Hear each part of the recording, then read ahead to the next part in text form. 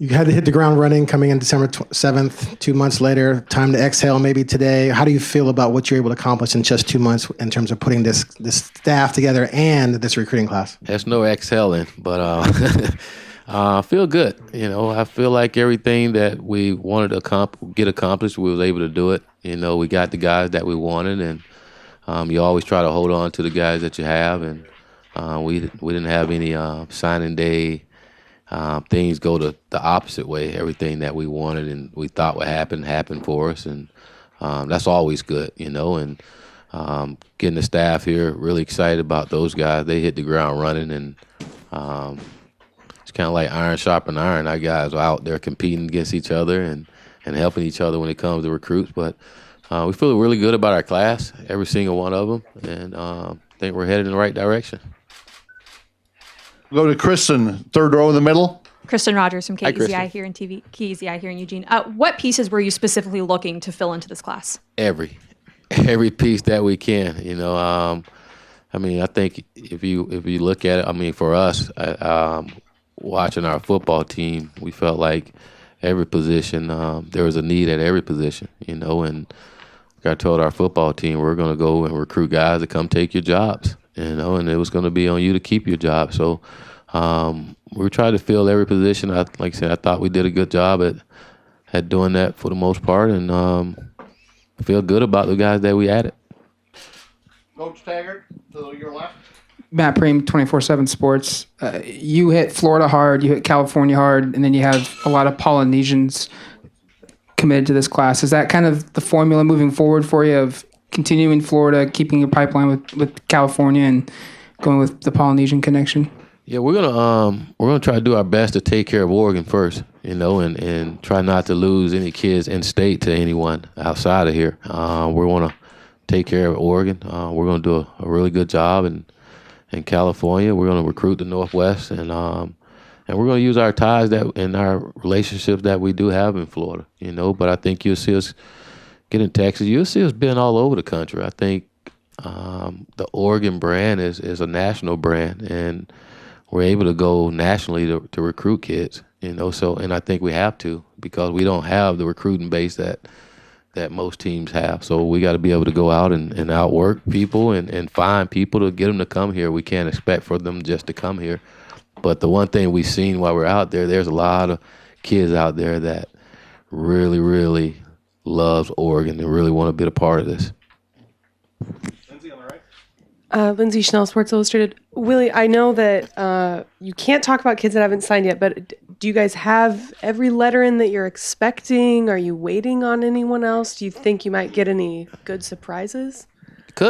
We could. You never know. Can you give us you're waiting to see what happens with like 5 kids? Can you give us any sort of, I'm just curious if there's a number. We can say 5. I know. I will love it. But there's some guys out there that hadn't signed a national letter of intent yet, and but we're competing. We're competing with some of them, and again, we hope it goes the way we want it. But if it don't, we're fine with what we have. Like I said, we got the ones that we wanted and knew we were going to get. And if we can add some guys to that we really like, that would be great as well. And on the right. Chantel Jennings, ESPN. One of the perceived challenges with Oregon is that, as you said, it's not a super talent-rich area. You've got to go out and convince guys who are 1,500, 2,000 miles away to sometimes come here. Was that as much of a challenge as you thought it would be, or less of a hurdle? No, it wasn't much of a challenge. I think being out at Stanford and seeing what we had to do out there is very similar. And you just got to go out. Over this entire country. There's enough football players in this country to come here. And there's a lot of guys that want to be here. So, but again, they're not just going to come. You got to go out and get them and outwork. And our staff did a good job of doing that. We're all over the country trying to get kids. And I think a big part of it is building relationships. And the kids that we liked and we didn't necessarily get in, it wasn't because they didn't like Oregon. It was more because of the relationship. They had a better relationship with other people and spent more time with them. And unfortunately, we got here a little late, and tried to build those relationships, but it's hard to do that within a month or not even a month with the staff, we finally got the staff together. So I think going forward, it'll be a little easier because we have time to build those relationships. And I think that's what it all comes down to when it comes to recruiting is building a relationship and getting to know the young men and their families and them understanding what you're trying to do in your vision as well. Hey, Coach, Sky Muller, KVAL TV here in Eugene. We've seen you and your staff very active on Twitter, but also some of those early enrollees have been very active. How big is it when you have some of those guys that are part of this class that committed early out kind of helping you guys do some recruiting? Well, I think those guys just want to make sure they have a good class coming in. Those guys are committed to the University of Oregon, and they want to make sure that they're not the only ones that's here. They want other guys coming. And I think that's when you really end up getting good classes. When those guys start to talk to each other and get to know each other, it becomes stronger, and guys really want to be a part of that. And I think that was a big part of it. They want to change as well, and they want to win, and they know they can't do it by themselves. Aaron Fentress, CSN. You have 7 guys from Florida. Is this going to be a norm? Are you going to try and always tap in there? You have 3 coaches on your staff, including you, who are head coaches in that state. Is this going to be normal? We're going to try to get the best players around the country, whether it's Florida, Georgia, Ohio, Virginia, New York, North Dakota, wherever they're at, Samoa. You guys weren't head coaches in those states.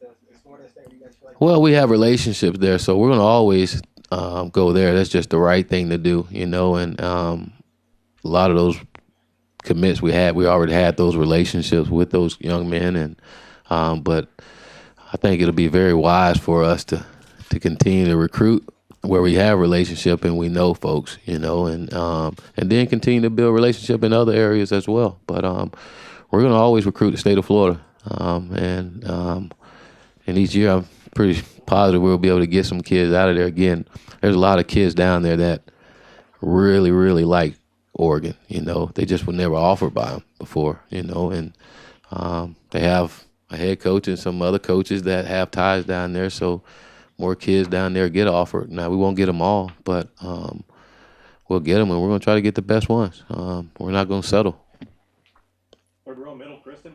Throughout this entire recruiting process, we saw a lot on social media. Obviously, that's something we haven't seen with the staffs in the past for recruiting periods. I know you were brought on to change the culture, and it really seems like recruiting has been a big area there.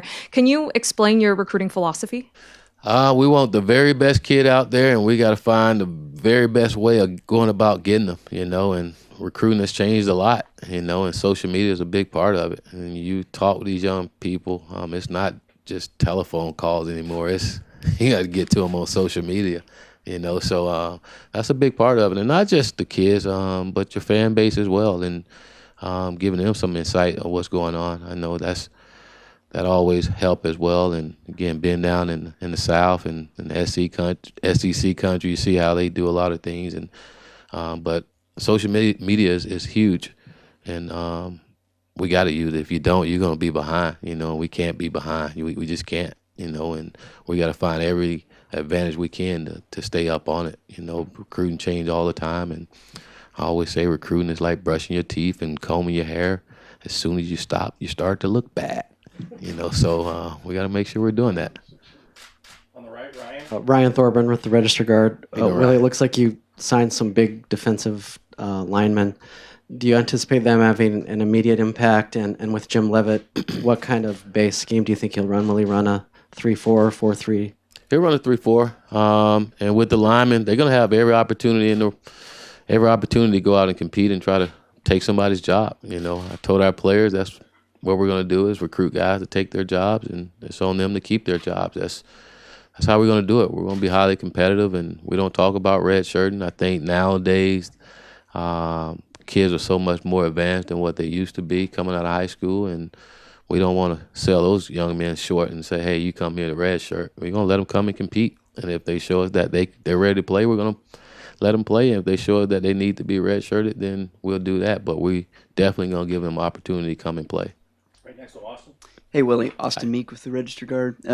You had to address some issues with your staff in the first couple months on the job. Did that come up at all on the recruiting trail? And would you tell players or their parents who might have had questions about that?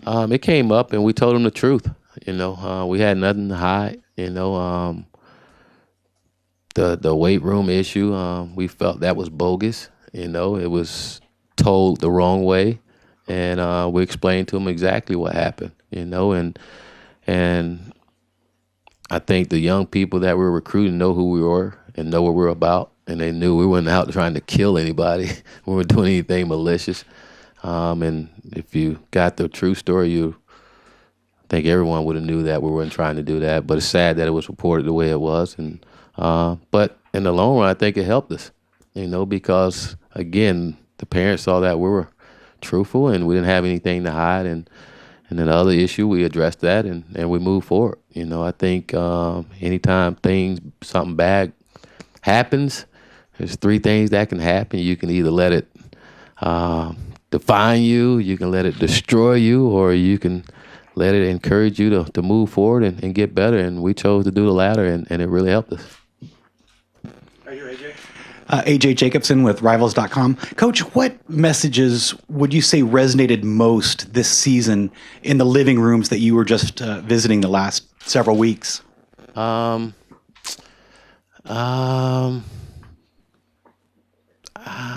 tough. There's a lot of messages out there, but I think more just getting the swagger back in Oregon, getting it back to where it belongs. And again, I think everyone realized not too long ago Oregon was playing a national championship game, and everyone know what the possibilities are here, but it's going to take a lot of work, and it's going to take a commitment by everyone in the program to get back there. And it always takes good football players. So we got to make sure we're doing that. Right here, Jerry. Hi, Coach Taggart. Jerry Thompson, Mighty Oregon Magazine. Could you comment on this, the idea that it looks like most of the verbals you had with the previous coaching staff had stayed, most of them.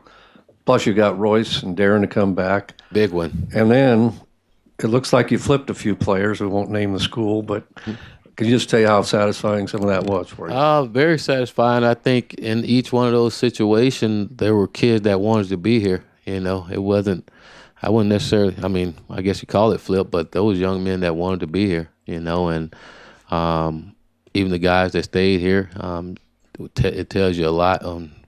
They always was committed to the University of Oregon, and a lot of them wanted to see who the new coach was and what the new coach vision was.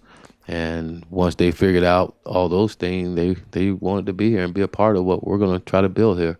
But very excited how it all happened, and really excited about our guys coming back and want to be a part of this as well. But I think in all those situations, you see a lot of young people that really want to be at the University of Oregon, and that's always good. Back middle, Mike. Mike Scout, KZI. I spoke with Sheldon lineman Cody Shear earlier this morning. He was explaining that he got the phone call really early at 5:45 this morning. How much movement did you see with this recruiting class in the late hours, like the last probably week or so or last few days? And what is this whole recruiting season been like, given you just get to Eugene, you got to put your staff together and this class together? Really, recruiting don't start until the day before signing day. That's when it really starts. All kinds of things happen the day before signing day. So that was always tough. Cody's good young man. You talking about a young man that really, really wanted to be here. He was like my little girlfriend, calling me all the time. He really wanted to be here. And that's great when you get young people like that show how much, he talked about this being his dream school and how he grew up wanting to be a Duck, and he was passionate about it. This whole recruiting season was interesting, but it was fun. You knew it was going to be tough. You knew it was going to be hard to try to get convince kids to come here because you started late, but you also knew what the O stands for and what it can do for you. So you knew if you just went out and applied some hard work and with it, you can get some kids to come here, So I think at first it was tough because I was by myself, and that's really tough. But once we got some coaches in here and got on the road, it became a little easier, and it was actually became a lot. It was fun because we have a great group of coaches that loves to recruit, loves to go out and meet young people and build relationships, and got some coaches that love to compete. They always say iron sharpen iron, and I think our guys made each other better and made each other want to go out and work harder. We're going to be highly competitive around here at everything we do, and our coaches understand that as well. Even when it comes to recruiting, we need the best. Right here, Ryan, in the middle. Ryan Costeca, Emerald Media. Coach mentioned earlier that Oregon is a national brand. Can you explain what it's like when you walk into now high schools and family houses representing Oregon compared to where you represented in the past? Feel like the man when I walk through. You go in, you get attention, instantly. When they see it. I mean, I think even before you come up, they see the colors. It stands out. It's great. All these kids. Again, a lot of these kids when they were 5, 6, 7 years old is when Oregon really started to blossom, and you see the different uniforms. It was very innovative, and the fast offense. I mean, Oregon was the thing to be, and a lot of these kids saw that when they were growing up, and that's where they wanted to be, and now they're at the stage where they have to choose where they want to go to school, and so that makes it easier for us. I mean, at least to get in there and get in the door, and then it becomes hard work. You just got to build those relationships, and that takes time. But it helps to have the O on when you walk in there, and it helps when those kids tell you, Oregon's been my dream school. That makes it a lot easier. Lindsay, on the right. To piggyback off that question, Willie, everyone knows about these awesome facilities. Do you even spend that much time talking about it, or do you try to play up things, relationships, or anything else because the facilities have been all over TV already? You show it when you come here. I mean, we're going to talk about it because this place is unbelievable. You'll be a fool not to talk about it.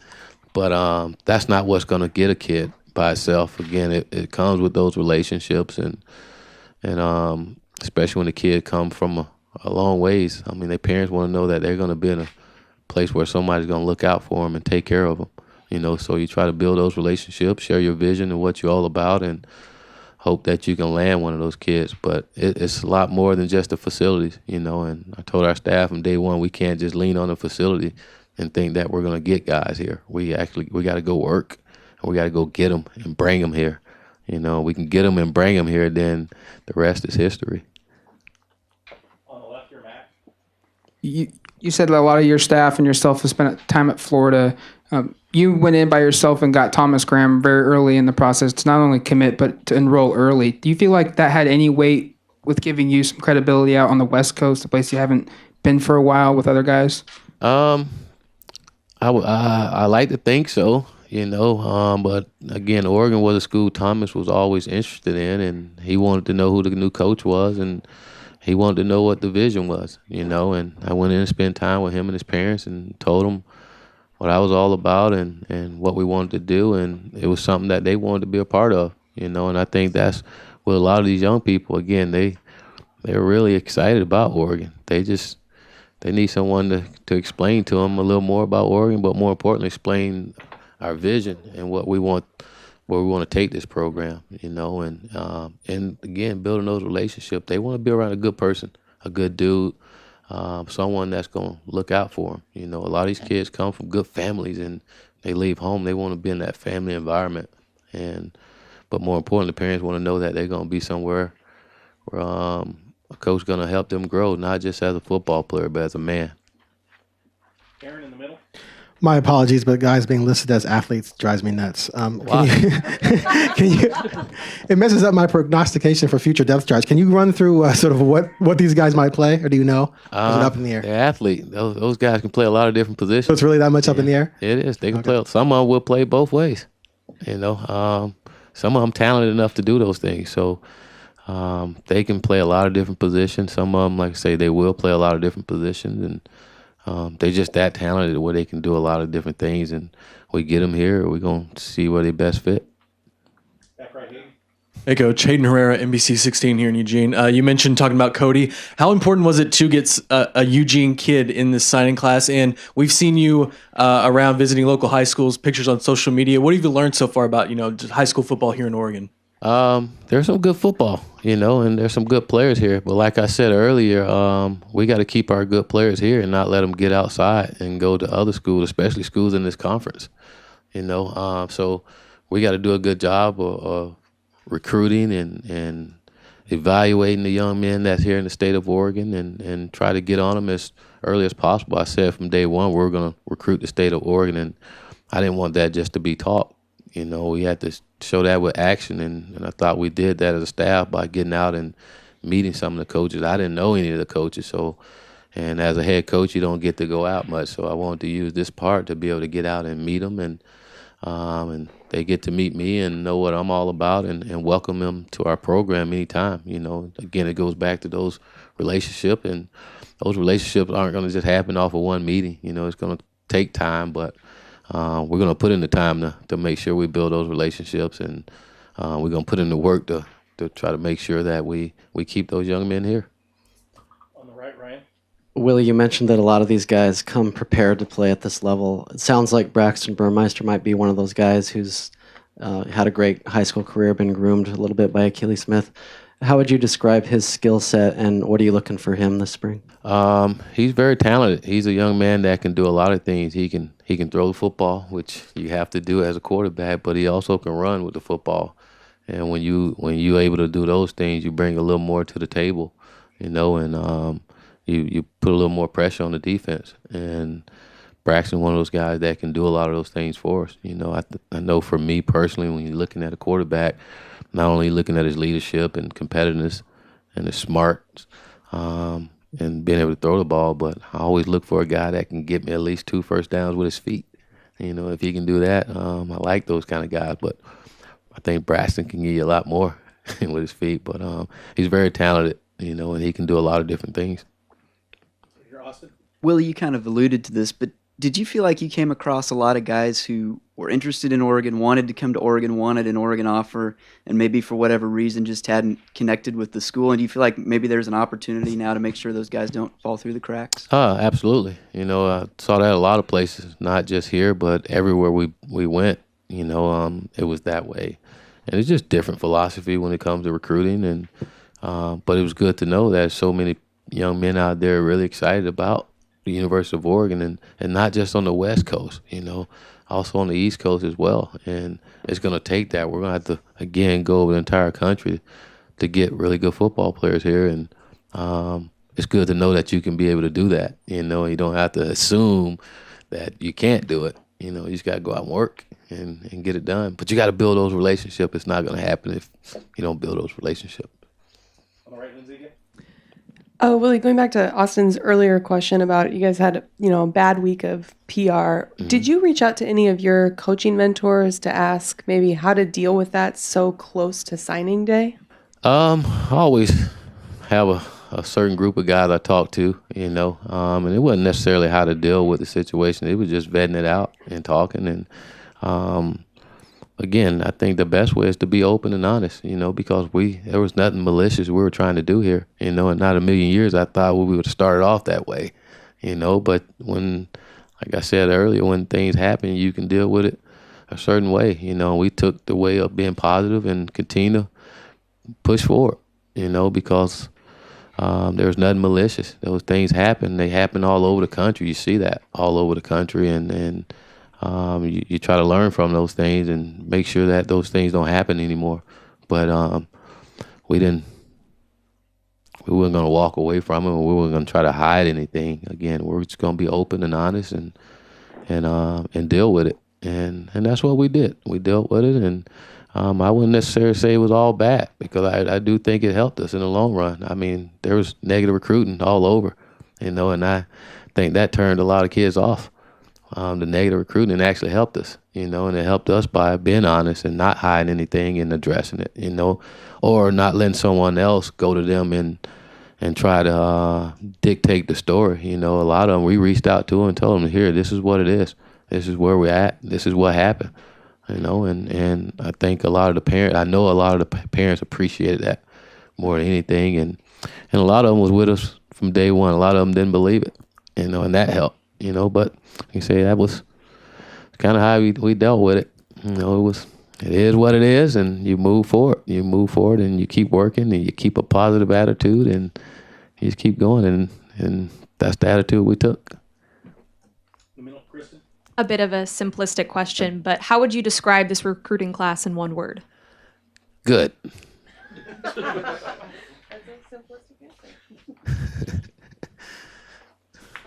Sky on the left. Potential to be great, though. Absolutely, always. We always chasing greatness. You Always mentioned chasing. negative recruiting out there, and obviously one down year for Oregon after a couple years removed from a national championship. You mentioned these kids grew up with Oregon being the national brand. Do you have to go into living rooms and dispel rumors that other programs have maybe tried to tell these kids that Oregon is down?